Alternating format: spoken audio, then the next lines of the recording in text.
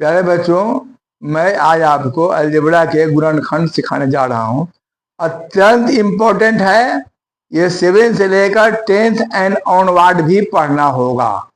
इसके बिना अलजेब्रा आप नहीं सीख पाएंगे। तो अलजेब्रा गुणनखंड सिखाने जा रहे हैं, तो मैं आपसे पहले पूछूंगा कि गुणनखंड क्या है। What is factor? फैक्टर का नाम आप लोग क्लास 4 से पढ़ते आ रहे हैं, लेकिन फैक्टर की परिभाषा तो आप लोगों में से कोई बता नहीं पाएगा। चलो मैं ही बता देता हूं। क्या है? आप पूछेंगे सर फैक्टर की परिभाषा तो किसी परीक्षा में आता नहीं।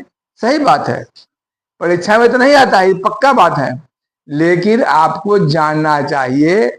जब कंपटीशन में जाएंगे भाई भाई में, यही छोटी छोटी चीजें पूछी जाएंगी।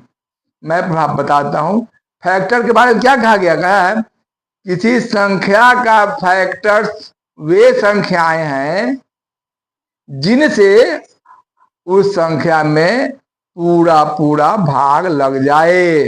जैसे कहा जाएगा कि 8 का फैक्टर, तो 8 में जिन जिन संख्याओं से भाग लगेगा दैट इज 8 का फैक्टर कहलाएगा। हो गया 1 से भाग लगेगा, 2 से लगेगा, 4 से, 8 से। 12 का फैक्टर 1 हो गया, 2 हो गया, 3 हो गया, 4 भी होगा, 6 भी होगा, 12 भी होगा। ये है फैक्टर। 2 टर्म है फैक्टर और एक टर्म है मल्टीपुल।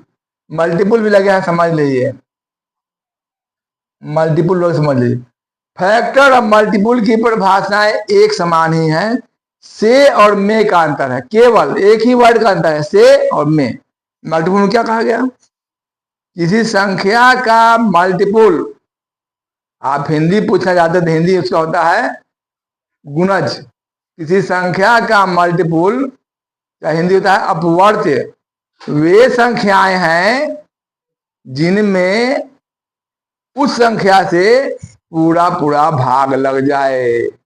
फैक्टर में था जिनसे, उसमें है जिनमें। इतने अंतर। आपको जैसे देखिए, ध्यान से कहा जाए कि 8 का मल्टीपुल, 8 का मल्टीपुल, तो कहा गया भाई 8 का मल्टीपुल क्या होगा? 8 में जिन संख्याओं से भाग लगा वो हो गया 8 का फैक्टर। 8 से जिन संख्या में भाग लगे 8 का मल्टीपुल कहलाएगा। 8 का 8, 8 दूनी 16, 8 का 24, 8 का 32 एंड सो ऑन।